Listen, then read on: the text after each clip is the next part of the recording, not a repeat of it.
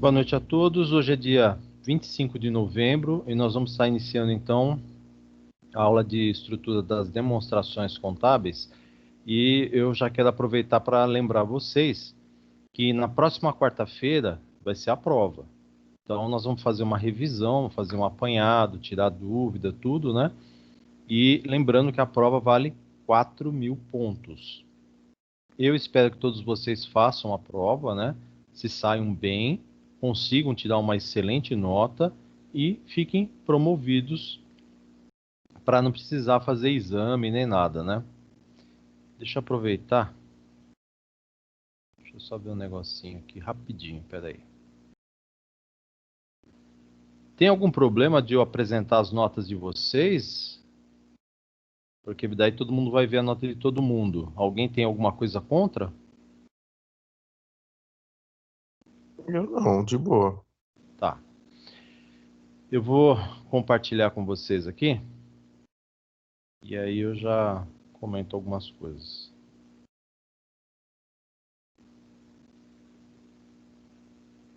Beleza, olha.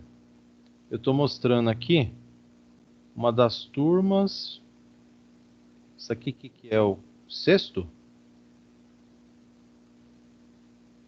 Adriano, tem o Anderson, o Jair está aí na aula, o Cid. Então, o que acontece? Vamos observar os totais aqui, ó. Praticamente todo mundo atingiu já 6.000 pontos, né? Quem não atingiu está faltando pouquíssimo, né? Uma coisinha só para atingir. Mas vocês precisam lembrar que vocês têm que ter aqui na pontuação de avaliação, que é essa primeira aqui, pelo menos 1.500 pontos. Então, muitos de vocês já também têm aí quase 1.000 pontos, ou chegando bem próximo disso, né? Então, é só lembrar, tentem fazer a prova de uma maneira tranquila, né? Tentem fazer tudo que for necessário, né? Para atingir, então, aquilo que precisa, né? Deixa eu mostrar uma outra turminha aqui. Aí o meu dinheiro fica protegido para Isso aqui é a turma do quinto, eu acho. Então, olha, mesma coisa, ó.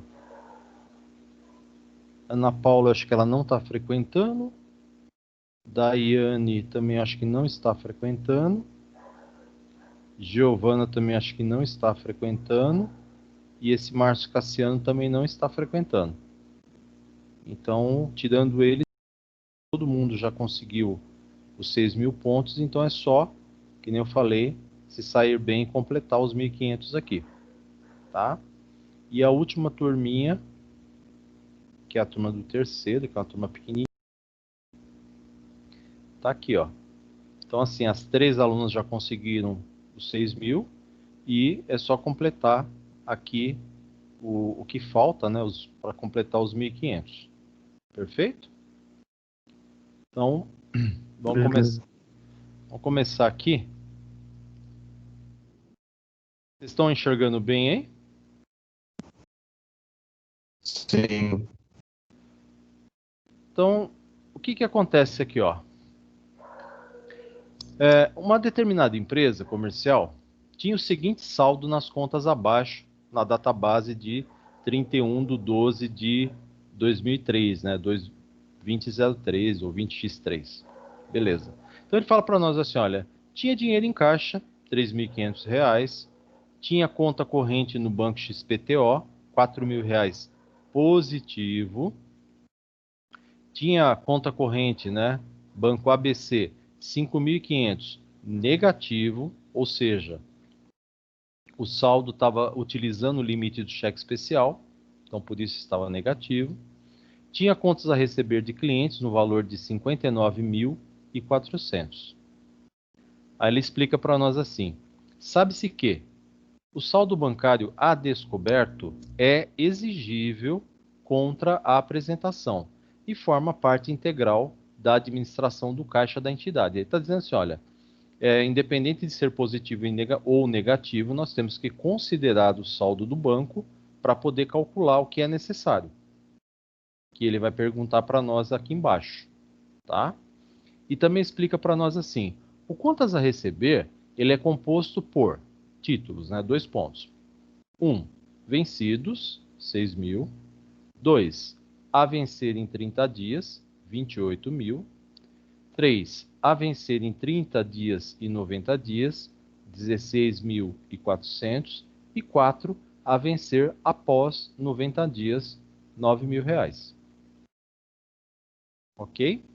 Aí a pergunta: determine o saldo final de caixa e equivalente de caixa que a entidade apresentaria na demonstração dos fluxos de caixa relativo ao período encerrado em 31/12 de X3. Perfeito? Então, assim, não é para montar a demonstração de fluxos de caixa. É só para chegar no valor do saldo final. Então, lembra-se que quando vai montar a DFC, eu preciso encontrar qual é o saldo inicial do caixa, caixa equivalentes de caixa, e qual o saldo final do caixa equivalentes de caixa. Então, aqui nesse caso, o aluno tem que calcular qual é o saldo final do caixa e equivalente de caixa. E aí, difícil?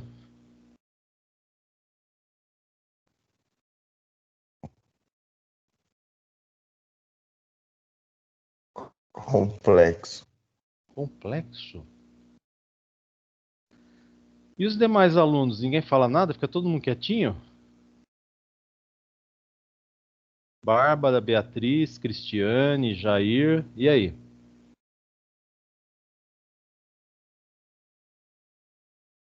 Pegar das calculadoras, pelo menos, ou estão usando a calculadora do computador? O que vocês estão fazendo? Beatriz disse aqui no WhatsApp que tá sem microfone. Ah, tá sem microfone? Ah, tá.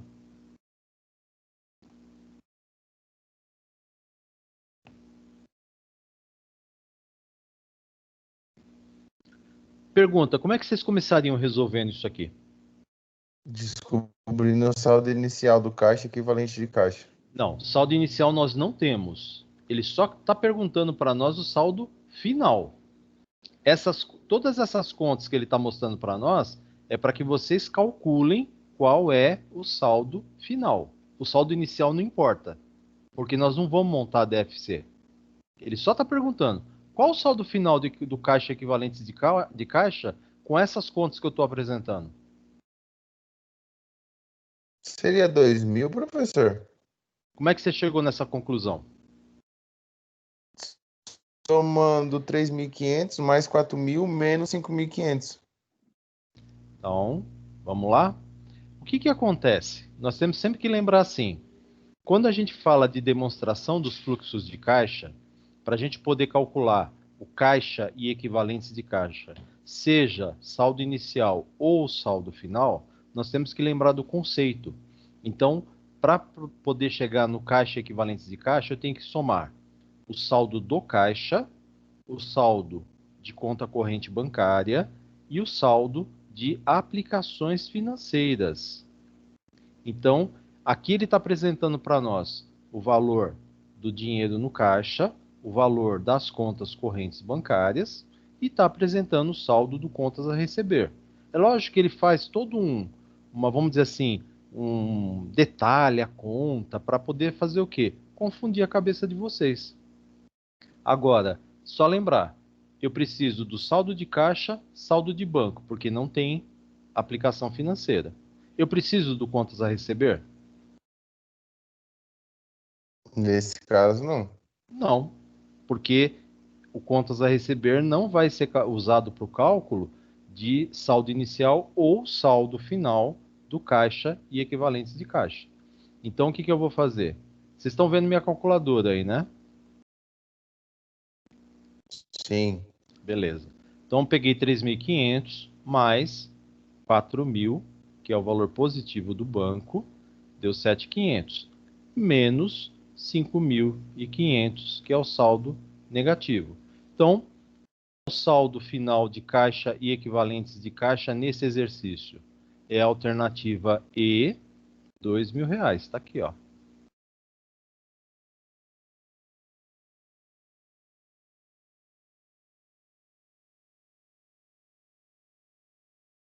E aí, galera? Difícil?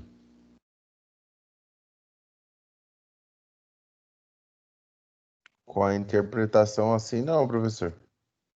O pessoal tá meio tímido hoje. E aí, Jair, não fala nada?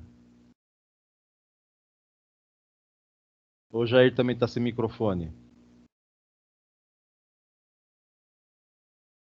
As meninas também não comentam nada, não perguntam nada.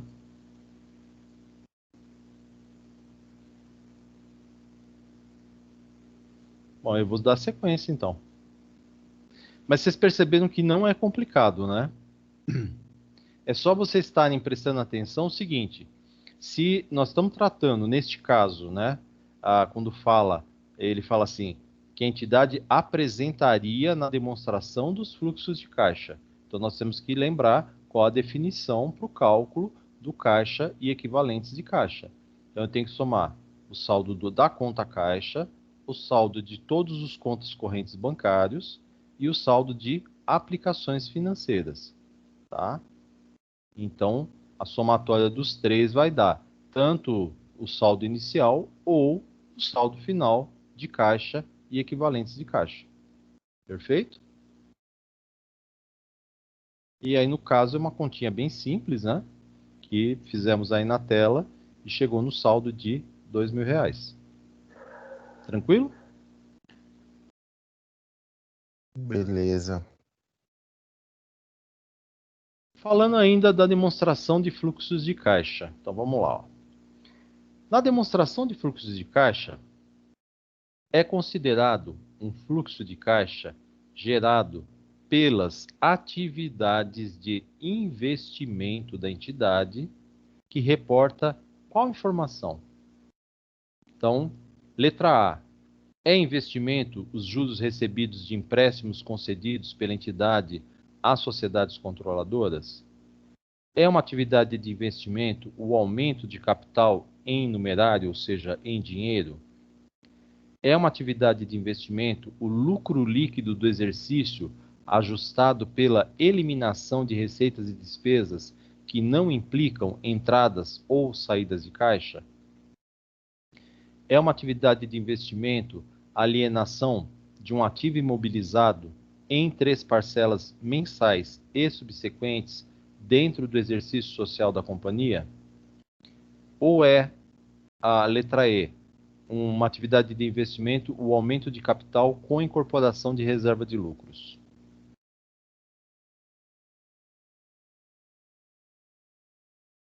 Aproveitar, ó, o Adriano chegou na aula. Boa noite, Adriano, tudo bem? Boa noite, professor. Tudo bem, sim, senhor? Bem, graças a Deus. Então aproveita e já analisa com a galera aí para ajudar a responder, ó. A revisão nós vamos estar tirando umas dúvidas de algumas questões. Então vamos recapitular. A demonstração do fluxos de caixa, ela tem 3 tipos de atividades, né? Ou 3 tipos de fluxo de caixa. O primeiro, que são o fluxo de caixa das atividades operacionais. O segundo é o fluxo de caixa das atividades de investimento. E o terceiro, fluxo de caixa das atividades de financiamento. Ok?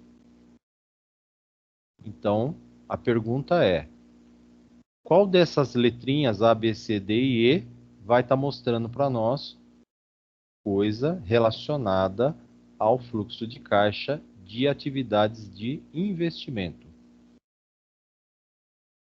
Letra E, professor. Aumento de capital com a incorporação de reserva de lucros? Então vamos pensar assim: o aumento de capital, ele é uma atividade de investimento? Não entendi, professor. Aumentar o capital é uma atividade de investimento? Sim, está É? investindo na empresa. Uhum. Então, mas vamos recapitular. Quando a gente fala do fluxo de caixa, né, da DFC, a atividade de investimento, ela se refere ao ativo não circulante. Então, pode ser o ativo realizável a longo prazo, pode ser investimentos mesmo, pode ser dado, e pode ser intangível. Então precisa lembrar assim, ó. Quando eu estou falando aqui aumento de capital, se está falando com incorporação de reservas, não entra no fluxo de caixa. Por quê? Quando eu faço incorporação, aumento de capital com incorporação de reserva, o que eu estou fazendo? Eu tiro o valor de reserva, de lucro, e passo para o capital. Eu mexi com dinheiro? Sim ou não? Classe, eu mexi com dinheiro? Não. Não. E precisa lembrar que, quando eu falo da demonstração dos fluxos de caixa, eu tenho que falar, mexer com dinheiro. Então, esse caso aqui está descartado. Aí cai fora porque ela está errada, né? Ela nem entra na DFC. Poderia entrar a letra B.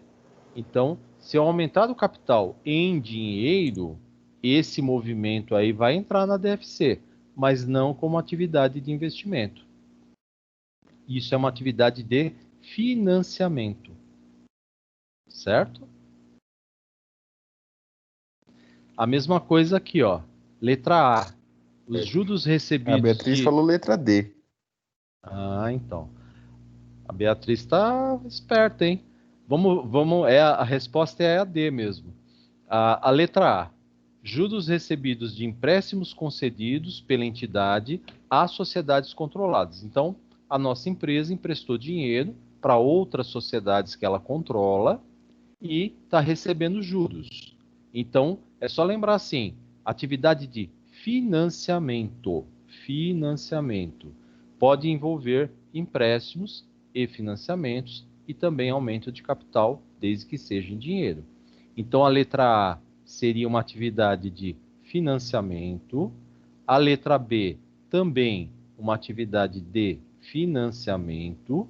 A letra C, isso aqui não é nada. Então, esse movimento é lucro líquido ajustado pela eliminação de receitas e despesas que não implicam entradas ou saída de caixa, não está dizendo nada. Nem é atividade operacional, nem é atividade de financiamento, nem é atividade de investimento. Então está aí só para bagunçar o coreto. E a letra E, que eu falei, também não pode entrar na DFC, né? Porque esse aumento de capital não é em dinheiro. Então ele não entra na DFC. A resposta correta é a alternativa D. Por quê? Porque a alternativa D fala para nós assim: a alienação. Alienação é uma venda. Então a venda de um ativo imobilizado, imobilizado, está dentro da parte de investimento. Em 3 parcelas mensais e subsequentes, ou seja, na sequência, né? Dentro do exercício social da companhia. Perfeito. Então, eu vendi imobilizado e recebi em 3 vezes, dentro do ano, dentro do exercício social. Esse valor que eu estou recebendo vai mexer nessa parte dos fluxos de caixa. Então, a resposta correta é a letra D. Parabéns para a Beatriz. Todo mundo entendeu, então, os conceitos aí?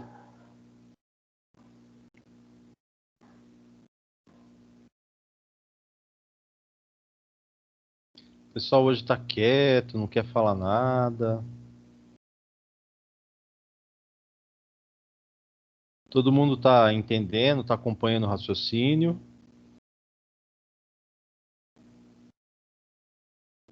Esse silêncio quer dizer sim?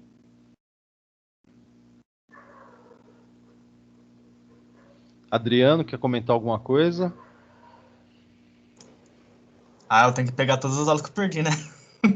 Ah, sim. É bom, né? Ainda bem que tá É, lá no YouTube, né? graças a Deus. Bárbara, quer comentar alguma coisa? O Júnior quer. Ah, o Júnior é o único que tá falando até agora. Júnior, quem que tá sem microfone é a Beatriz, né? Ixi, agora nem ele tá falando. Bom, Professor, oi. agora eu consegui, era eu que estava sem microfone. Ah, tá. A Beleza. Beatriz. Beatriz. Então você tá conseguindo acompanhar o raciocínio, tá tudo tranquilo. Sim, tô sim. Tá, beleza, então. Vamos continuar, então. Questão 3. A Lei 6.404, de 1976, ela estabelece que, ao fim de cada exercício social, sejam elaborados, com base na escrituração mercantil, demonstrações financeiras, publicadas todos os exercícios com um comparativo do exercício anterior. Aí vem, isso é só um trechinho que fala da própria lei, né? Aí vem a questão, né? Espera só um pouquinho que alguém está entrando na aula. O Anderson. Pronto. Boa noite, Anderson. Aí então vem... Boa noite, professor. Tudo bem? Tudo bem. Aí vem, sobre as demonstrações, assinale a alternativa correta. Certo? Então, é só vocês analisarem e verificar. Então, vamos ver a letra A. No balanço patrimonial, as contas são agrupadas para facilitar o conhecimento e análise da situação financeira. As contas do ativo são dispostas em ordem decrescente de grau de liquidez. As contas do passivo são classificadas em 3 grupos: passivo circulante, passivo não circulante e patrimônio líquido. Pergunta: está correto?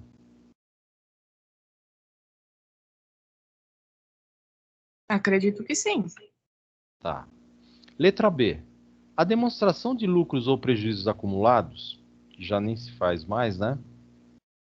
Apresenta o saldo do início do período, os ajustes de exercícios futuros e a correção monetária do saldo inicial, as reversões e reservas e o lucro líquido do exercício, e as transferências para reservas, dividendos, a parcela dos lucros incorporada ao capital e o saldo ao fim do período.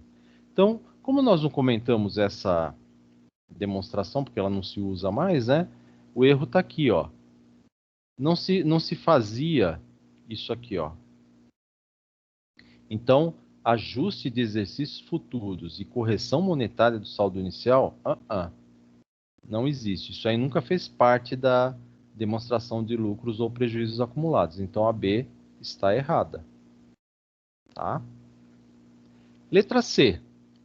A demonstração do resultado do exercício demonstra apenas receitas e rendimentos ganhos no período, independente da sua realização em moeda? Certo? Não. Não? Então precisa lembrar, né? Apenas receitas e rendimentos? Não. Receitas e despesas. A DRE ela tem que apresentar todas as receitas e despesas, inclusive os custos, né? Então, aqui só está falando de receita, né? Porque receita e rendimento é a mesma coisa. Beleza? E a letra D.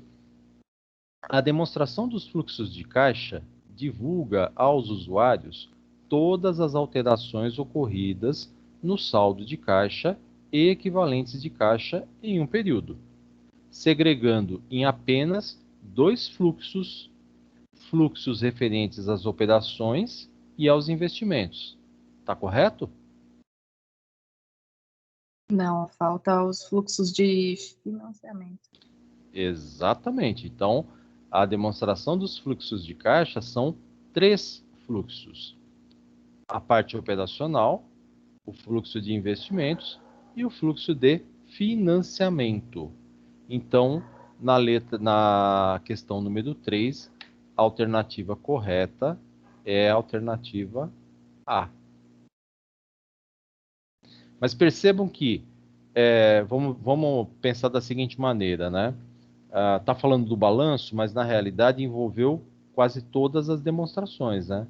Então o aluno tem que analisar as alternativas para poder entender que a alternativa correta é a A, que fala do balanço, mas as outras estão erradas e descobrir aonde está o erro, né? E aí você percebe através dessa pequena análise que nós fizemos. Tá?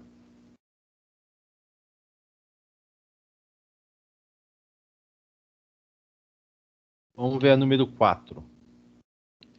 Então, a Lei 11.638, ela alterou a Lei 6.404, tornando obrigatória a elaboração da DVA. Então, é só lembrar, até antes da 11.638, a DVA não era obrigatória, mas agora ela é. A respeito dessa alteração legal, julgue verdadeiro ou falso os itens a seguir. Tá? Então vamos ver o primeiro. Item 1. A elaboração da DVA ela é obrigatória para todas as companhias, sejam elas de capital aberto ou de capital fechado? Verdadeiro ou falso?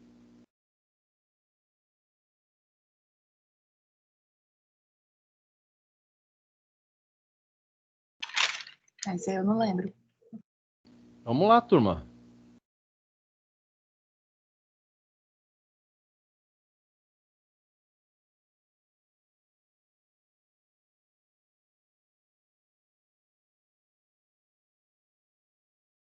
Ninguém vai dar um pitaco? Acredito que essa é falsa, professor. Por quê? Porque por causa que está falando que é obrigada a utilizar. E acredito que a empresa de capital fechado ela não tem a obrigação. Perfeito. É isso mesmo. Então, precisa lembrar, a obrigatoriedade é só para as empresas de capital aberto. Capital fechado não tem a obrigatoriedade de elaborar a DVA. Então, a primeira alternativa é falsa. Segundo, a DVA tem a função de evidenciar aos usuários das informações contábeis o valor da riqueza gerada pela companhia, a sua distribuição entre os elementos que contribuíram para a geração dessa riqueza, tais como empregados, financiadores, acionistas, governo e outros, bem como a parcela da riqueza não distribuída. E aí? Verdadeiro ou falso? Verdadeiro. Verdadeiro, eu acho. Exatamente. Esse aí tá perfeitinho. Exatamente isso. Vamos dizer, isso aqui é uma definição da DVA, né? E o item 3. De modo subsidiário, a DVA pode ser utilizada pelas companhias para apuração mensal do valor do imposto de renda devido. Isso é verdadeiro ou falso?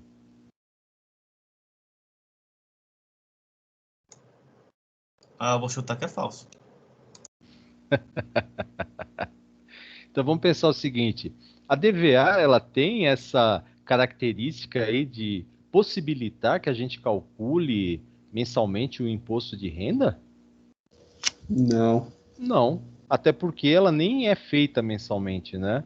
As empresas fazem, vamos dizer assim, tem empresa que faz trimestralmente, tem empresas que fazem semestralmente e tem empresas que fazem, como é o de costume, anualmente, mas não mensal, tá? E outra, ela não serve para apuração de imposto de renda, perfeito? Ela usa o valor do imposto de renda dentro da sua demonstração, mas não para apurar ele, perfeito? Então, essa última alternativa é falso. Então, a letrinha aqui correta seria a letra D. Perfeito?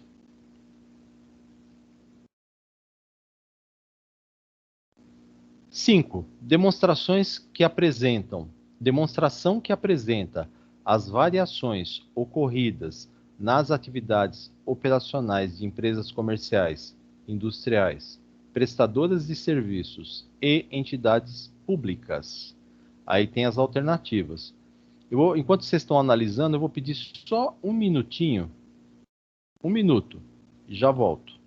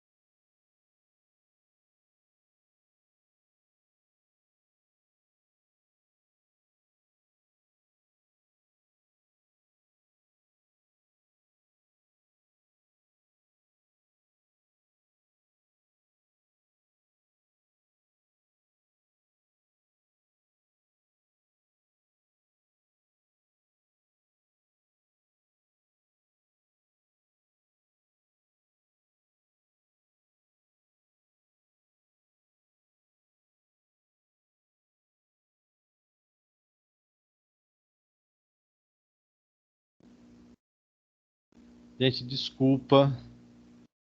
A aula pela internet às vezes dá uns chute, mas tudo bem. Retornando. Deixa eu admitir a Mônica aqui. Pronto. Então vamos lá.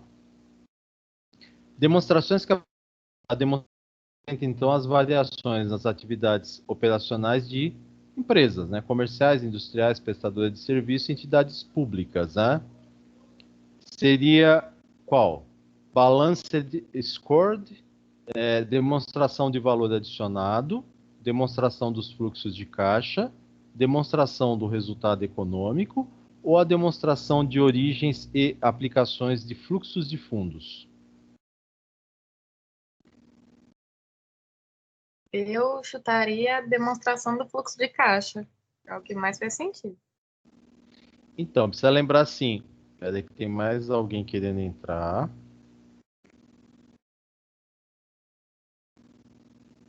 Pronto. Então, é só lembrar o seguinte, né?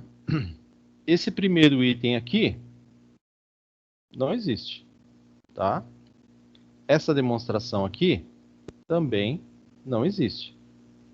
Fluxos de fundo não existe. Aí sobrou demonstração do valor adicionado, fluxos de caixa e resultado econômico. Resultado econômico nós não trabalhamos. Ainda falei, é uma demonstração que algumas empresas utilizam, não é uma coisa muito, vamos dizer assim, usual, né? E ela não é obrigatória. Então, sobrou só DVA e fluxos de caixa. Aí é só pensar assim, qual é a demonstração que tem atividades operacionais, atividades de financiamento, atividades de investimento?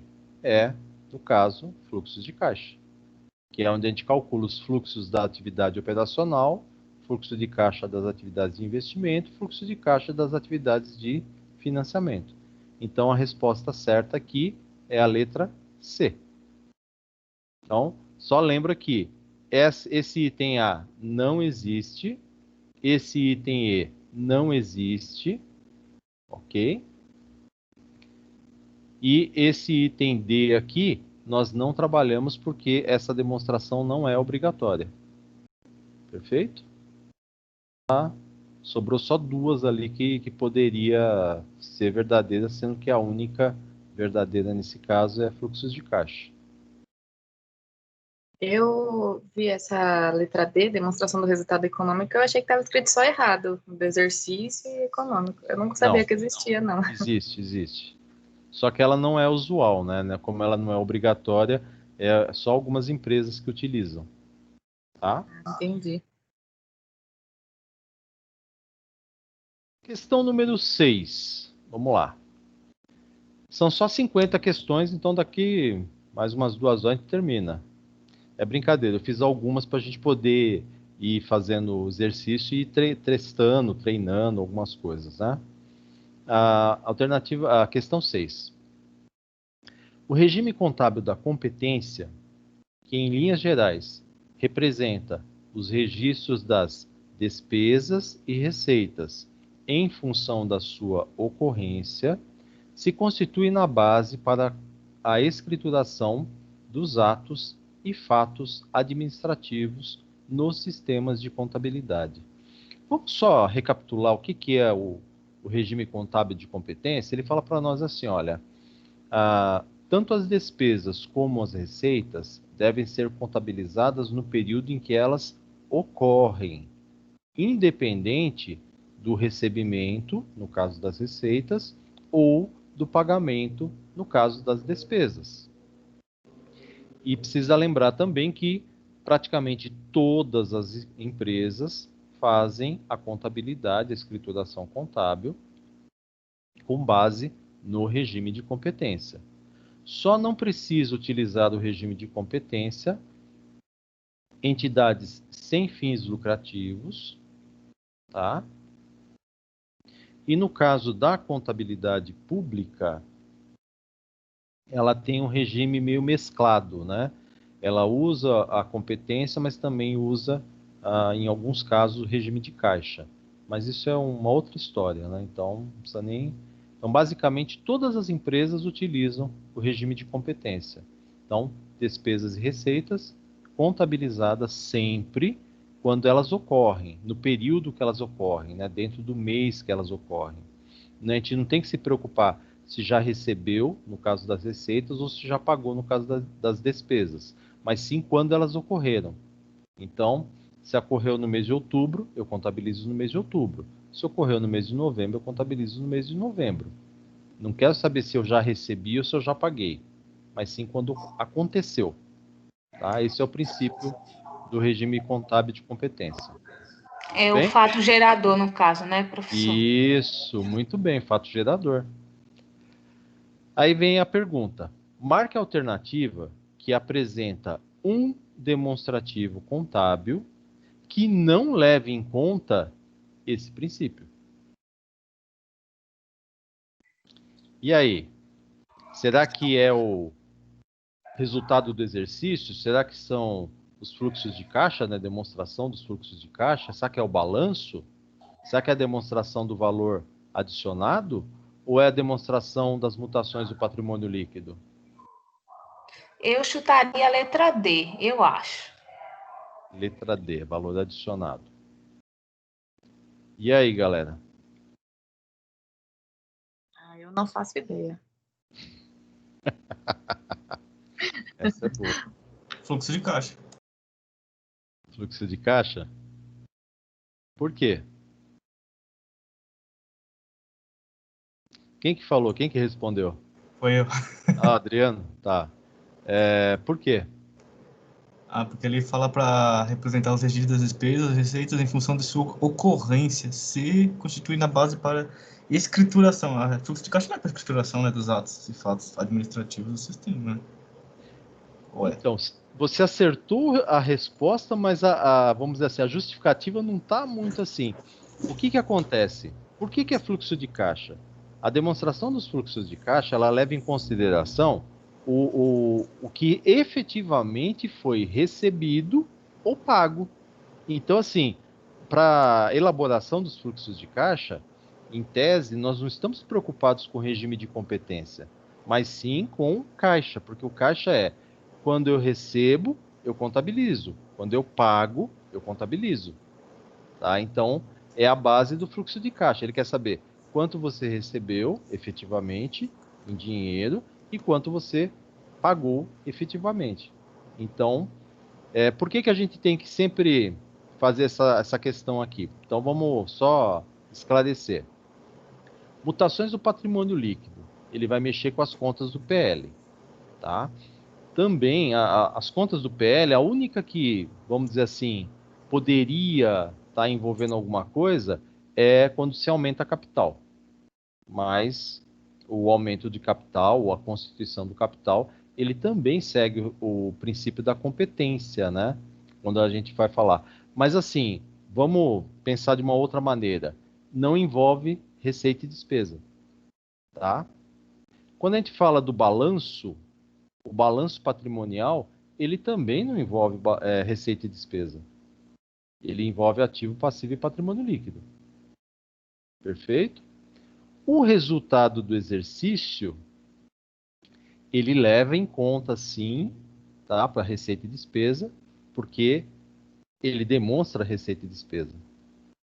E aí tem o valor adicionado, que na verdade ele usa um pouco do balanço, um pouco da DRE para poder formar a demonstração. Então também usa o regime de competência. Então a única demonstração que não se preocupa, não é dizer que a gente não vai seguir o regime de competência, mas ela não vai se preocupar com o princípio, né? É fluxo de caixa, é a alternativa B. Tá? Então, assim, o Adriano acertou a alternativa, mas não sabia justificar por quê. Exatamente. Mas acertou.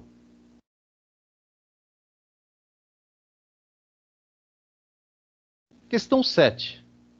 Uma SA de capital fechado, ao fim de cada exercício social, com base na escrituração mercantil da companhia, deverá elaborar, aqui está escrito errado, elaborar, as seguintes demonstrações financeiras, exceto Qual delas? Essa você já respondeu. Demonstração do valor adicionado.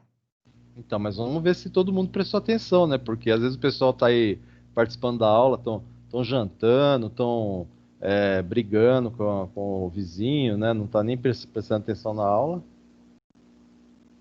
Então precisa lembrar, né? Capital fechado, SA de capital fechado, ela tem a obrigação de fazer o balanço, a DRE, a demonstração das mutações do patrimônio líquido e, dependendo da situação não, deve ser também. Só a DVA que não é obrigatório. Tá? Então a questão aqui é a obrigatoriedade de você estar fazendo a demonstração. Beleza? Questão 8. A demonstração do valor adicionado, a DVA, né, que ela é abordada na 11.638. Então precisa sempre deixar bem claro isso aí, ó. A 11.638, ela torna obrigatório a DFC e a DVA. Certo? Então, esse complemento nessa lei, que complementa a nova lei das SAs, na verdade, ela complementa a 6.404. Então, na parte de demonstrações, o que ela traz para nós de importante? Ela tornou obrigatório a DFC, tornou obrigatório a DVA para as sociedades anônimas de capital aberto, e ela faz uma mudança no seguinte aspecto, né? A DOAR, que é a demonstração de origens e aplicações de recursos, ela deixa de ser obrigatória. Então, a DFC fica no lugar dela como obrigatória. E ela também fala que se você elaborar a DMPL, a demonstração das mutações do patrimônio líquido, não é necessário elaborar a demonstração dos lucros ou prejuízos acumulados. Só que tem um detalhe, né? Que aí eles comeram bola, que depois o conselho teve que ir lá e dar uma acertada, né? A 11.638 ela também fala que não tem mais no balanço a conta lucros ou prejuízos acumulados. Então ela não pode mais aparecer no balanço. Então, lucros ou prejuízos acumulados, ela pode existir até no plano de contas, você pode utilizar para fazer apuração de resultado, não tem problema nenhum. Só não pode deixar ela no balanço. Então a conta continua existindo, mas não pode ser demonstrada lá no patrimônio líquido. Então, se você não tem mais a conta no patrimônio líquido, como você vai fazer a demonstração de lucros ou prejuízos acumulados? Não tem como. Então, depois o conselho veio e corrigiu isso. Falou, olha, na verdade, a partir de agora, todas as empresas farão a demonstração das mutações do patrimônio líquido, porque não há mais, não se pode mais apresentar lucros ou prejuízos acumulados no patrimônio líquido. Então, nós vamos substituir uma demonstração pela outra. Tá? Então, as mudanças foram essas, né? A DFC obrigatória, DVA obrigatória, a DOAR deixa de ser obrigatória e a DMPL, na verdade, ela vai ficar substituindo a demonstração de lucros ou prejuízos acumulados. Tá? Então, a pergunta é, qual das alternativas representa a DVA? A letra A fala para nós, olha, a DVA substitui a demonstração de origens e aplicações de recursos a partir de 1/1/2008?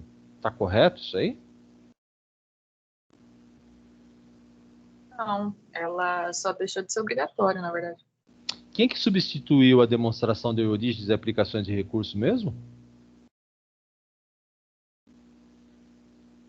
Boa pergunta. Peguei vocês, DVA. agora acabei de falar, hein? DVA? A DVA. Não. DMPL? Não. Eu sei que a DMPL substitui a prejuízos Isso, lucros ou prejuízos acumulados. Isso. Quem A demonstração que substitui origens e aplicações de recurso é a DFC. Demonstrações dos fluxos de caixa. Beleza? Beleza. Letra B. Ela é de divulgação obrigatória para todas as sociedades anônimas?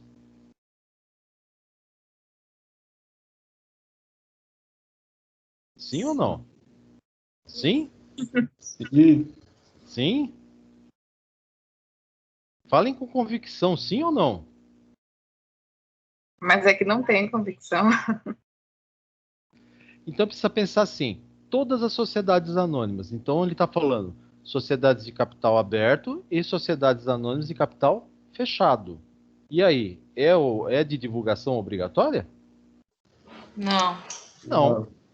Só para sociedades anônimas de capital aberto. Capital fechado, não. Letra C.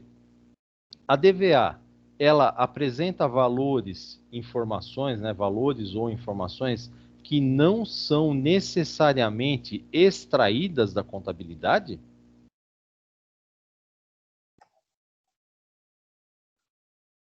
Tem alguma Não. informação que a gente usa Não. na DVA que não saia da contabilidade? Não. Então precisa lembrar que tudo que a gente vai fazer de demonstração, a gente vai tirar as informações da contabilidade, é óbvio, né? Não tem como. Tanto é que quando você usa um programa de contabilidade, ele vai pegar todas as informações que nós fizemos nos lançamentos através do programa. Então, é tudo da contabilidade. Aliás, não é só a DVA, né? Todas as demonstrações contábeis, elas utilizam todas as informações da contabilidade. Não tem de outro lugar. Por que a gente precisa deixar isso bem claro para vocês? A aula de estrutura, ela trata de demonstrações contábeis obrigatórias. As demonstrações contábeis obrigatórias extraem todas as informações da contabilidade, não pode ser de outro lugar. Agora, se você falar para mim assim, olha, professor, eu fui fazer um relatório, uma demonstração gerencial para minha empresa, então gerencial não é obrigatória. E peguei algumas informações da contabilidade e peguei também umas informações do contas a pagar, do contas a receber, peguei informações da área de vendas, tal. Não tem problema. Por quê? Porque não é uma demonstração obrigatória, é uma demonstração gerencial, é uso interno. Então, o que você utilizou de subsídio para elaborar esse relatório, essa demonstração gerencial, não tem problema. Agora, quando se trata de demonstrações contábeis obrigatórias, todas as informações necessariamente têm que ser extraídas da contabilidade. Tá? Então, por isso que não tem nem como falar que tá totalmente errado, né? E o último, né? A DVA, ela se destina a evidenciar a riqueza gerada pela entidade em determinado período e a sua distribuição? Sim. Exato. Então é essa daqui, ó. Resposta correta. E eu esqueci de marcar que a resposta correta da número 7 é essa daqui também. Eu não marquei. Ixi, não marquei da 6 também. Da 6 é B.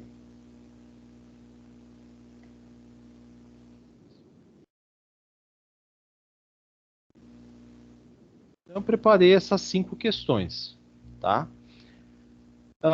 Só para a gente poder, só para clarear mais a cabeça de vocês, o que vocês têm que estar atento é assim, isso vale para prova, isso vale para o exame de suficiência, né? Porque vocês devem estar acompanhando que está um pandareco esse último exame aí, porque o primeiro exame que eles fizeram deu errado, o segundo exame não aconteceu, né? Que seria agora no mês de novembro, não aconteceu, porque deu um monte de problema, a empresa foi hackeada, aquela coisa toda. Então, o que acontece?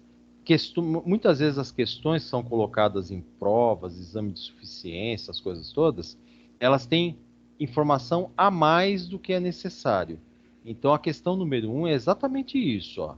Ela tem muitas informações a mais daquilo que é necessário. Na verdade, o que a gente poderia dizer? Olha, isso aqui, ó, toda essa parte aqui assim, ó, não precisaria estar na questão.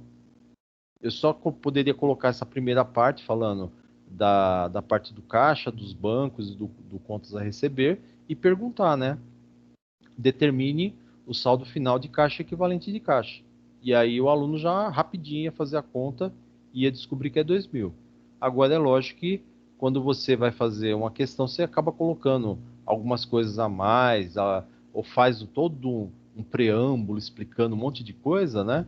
E depois faz a pergunta que às vezes nem tem muito a ver com o preâmbulo inicial. Então vocês têm que sempre estar atentos, né? A pergunta, que a pergunta é isso aqui, ó. Essa é a pergunta. E se concentrar no que está sendo perguntado. E ver dentro da questão o que precisa para poder respondê-la. Tá? Deixa eu ver se tem mais alguma dica aqui. Assim, né? Aí vem aquela questão. Conhecer um pouquinho da estrutura de cada uma das demonstrações, porque às vezes a pergunta é tão simples, né? Mas se você não prestar atenção, você acaba errando, né? Que nessa daqui que falava de atividades de investimento, tá? Então você tem que entender qual é o conceito, né? Atividades operacionais, investimento e financiamento.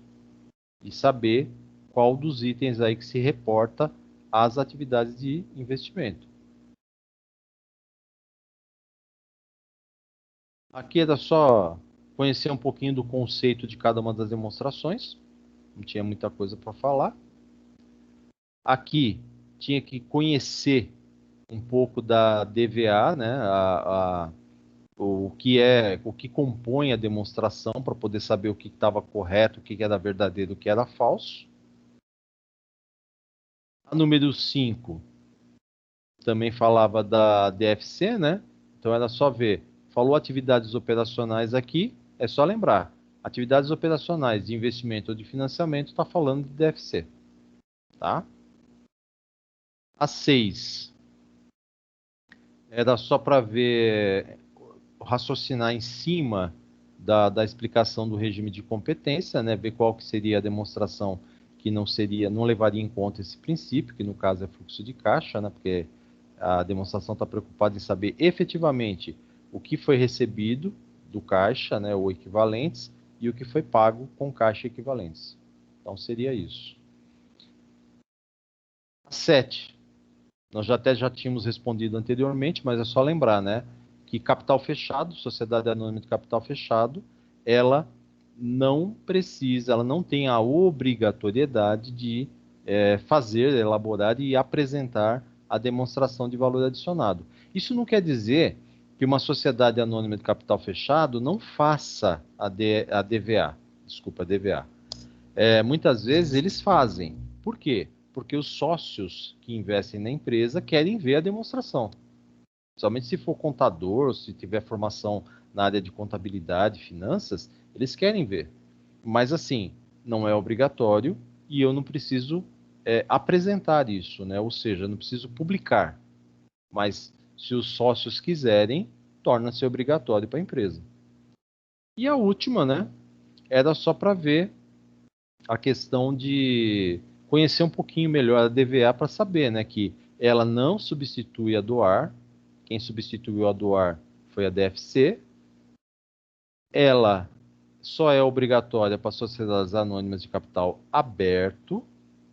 Todas as demonstrações obrigatórias têm que ser extraídas informações da contabilidade e finalizando com a definição da DVA, né, que ela se destina a evidenciar a riqueza gerada pela entidade em um determinado período e a sua distribuição.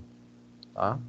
Então seria isso aqui que eu tinha planejado para a gente poder estar fazendo a revisão da aula de hoje, né? Eu queria aproveitar, antes da gente... Deixa eu aproveitar aqui para dar uma rapidinho aqui.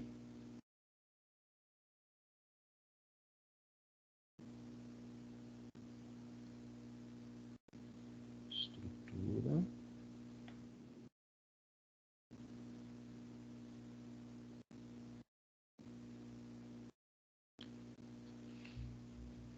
Todos vocês já acessaram o AVA de vocês, pré-aula, aula e pós-aula, da unidade 3 e unidade 4? Eu estou tentando... Aqui, pronto. Eu sim, professor. Ó, eu estou aqui no meu AVA, né? Então, no meu AVA eu consigo ver aqui, ó. Eu estou olhando o terceiro... A turminha do terceiro semestre. Ó.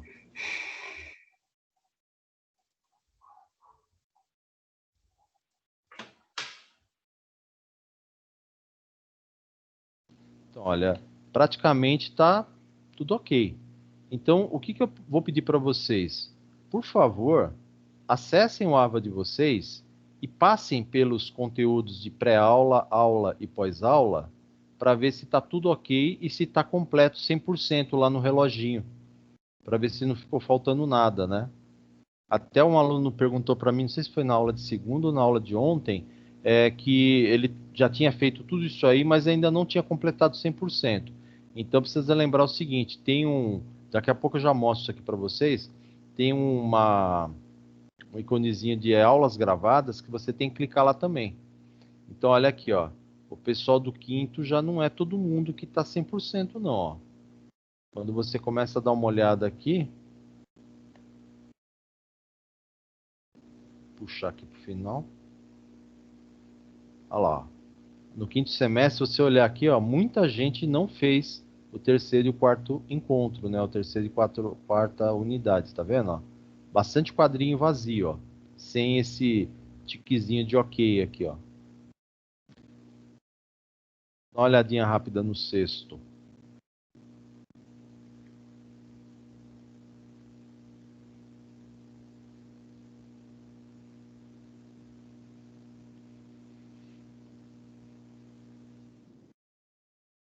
Sexto semestre, ó. Olhando aqui assim, tá legal, tudo bonitinho. Vamos ver o final, então.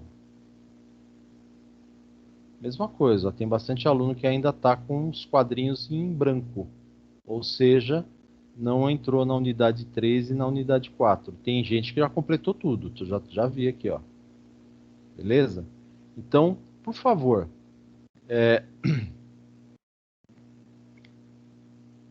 uma demonstração rápida para vocês, olha. Entrou aqui na disciplina.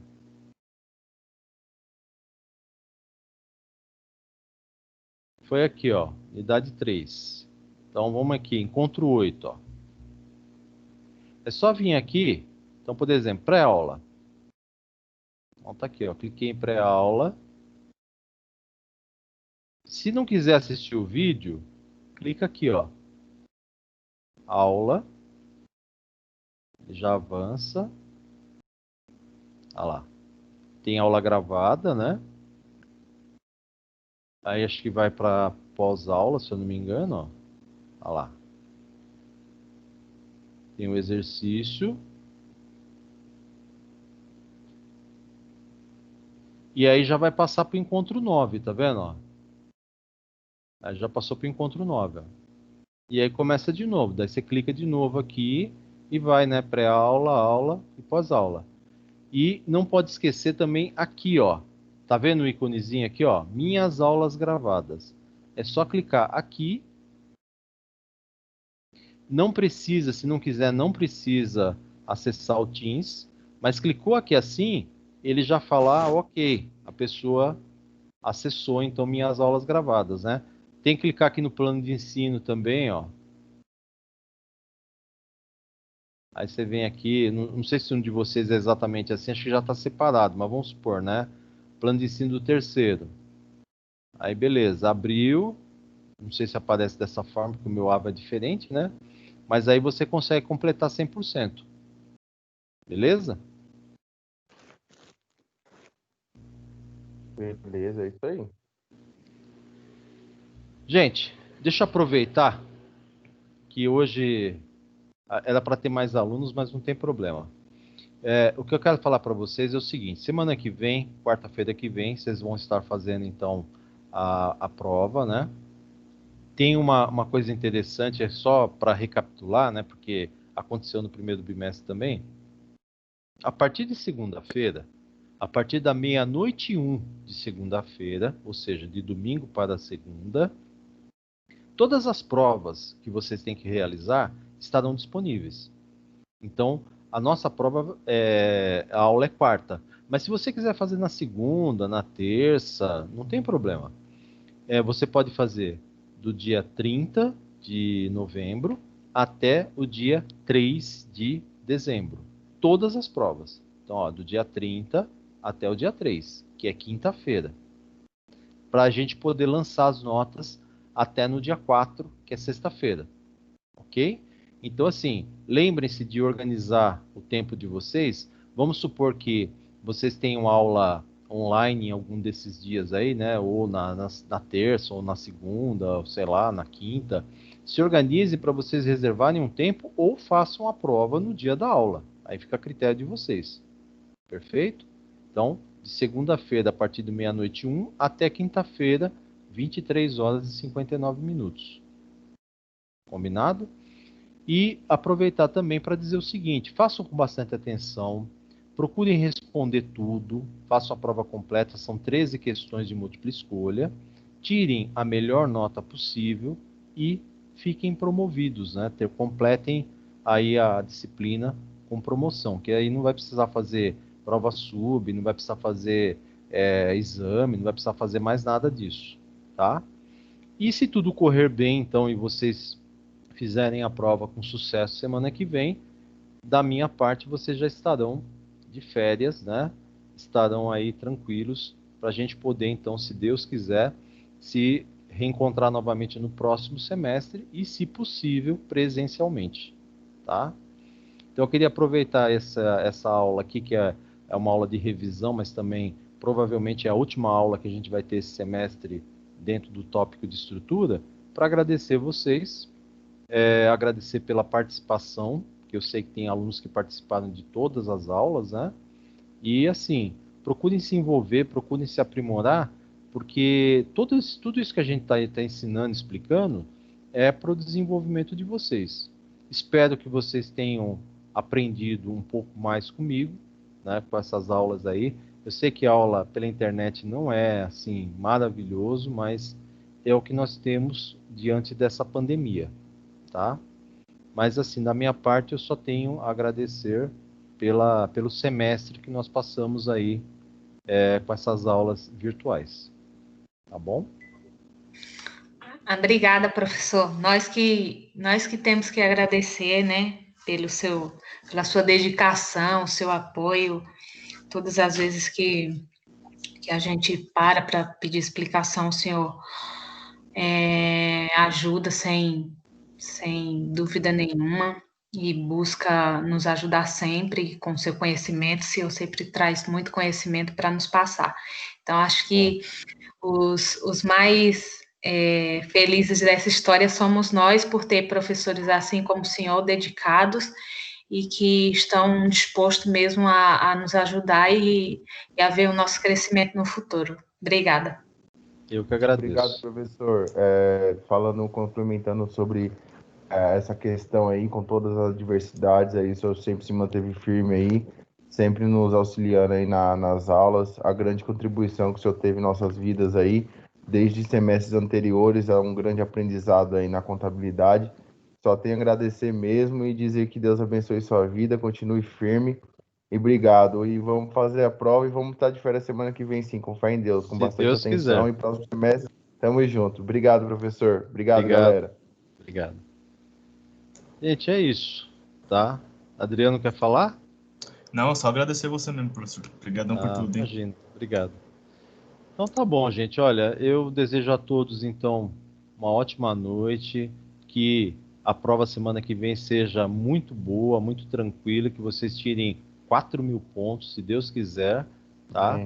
Se cuidem bastante, que nós ainda estamos em pandemia, depois que terminar esse segundo turno das eleições, provavelmente a gente vai ficar ouvindo que vai aumentar o número de casos, o número de mortes, então não descuidem da saúde, não descuidem dos cuidados aí da pandemia, tá?